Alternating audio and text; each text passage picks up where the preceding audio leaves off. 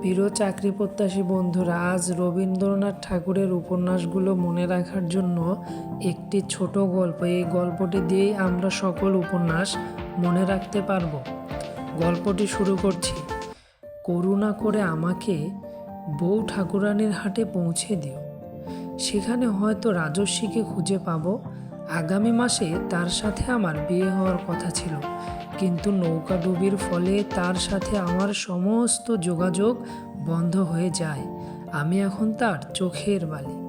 আমার 2 বোন আর ভাই গোরাকে অনেক খুঁজেছি, পাইনি। অবশেষে জীবনের 4 অধ্যায় পেরিয়ে চতুরঙ্গের কষাঘাতে মালঞ্চে বসে লিখছি শেষের কবিতা। বন্ধুরা, তোমরা কিন্তু এভাবে সহজেই সবগুলো রবীন্দ্রনাথ ঠাকুরের উপন্যাস মনে রাখতে পারো।